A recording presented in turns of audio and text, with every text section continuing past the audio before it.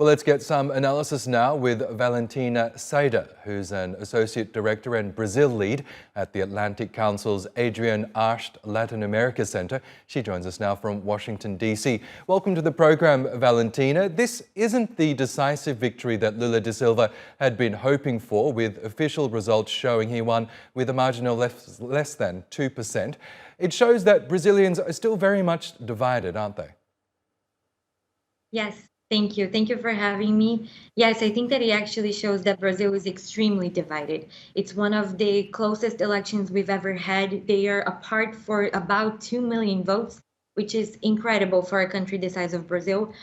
So this is definitely something that is very important for Lula to take into consideration, as he's going to have probably challenges ahead in terms of governing. I think this has to be his top priority, uniting the country.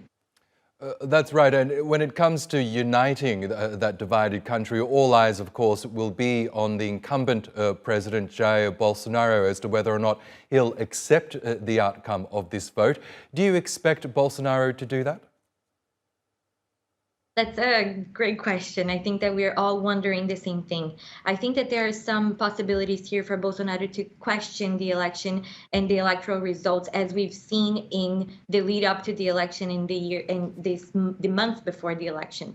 So we'll have to see. We'll have to wait and see what he does. I would expect him to question the results and see, if there's anything that he could question there. I think that we might be able to see some kind of, protesting out in the streets. Like we said, like we just mentioned, this is a very divided country and very polarized in very, very different extremes. And the feelings of the people are very hyper polarized right now.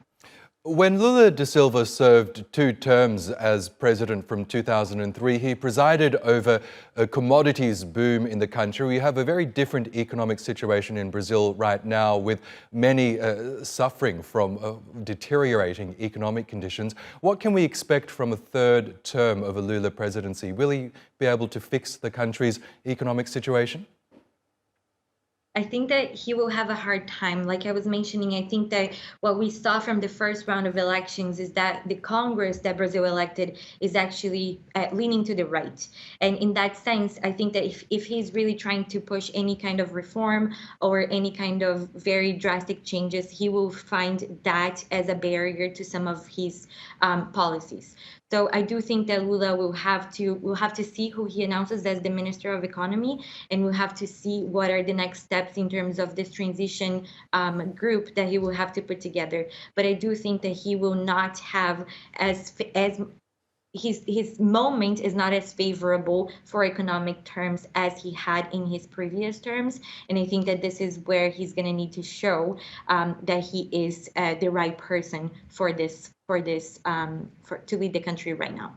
Okay, Valentina Sader from the Atlantic Council. We'll have to leave it there, but thank you very much for sharing your analysis with us on TRT World. Thank you.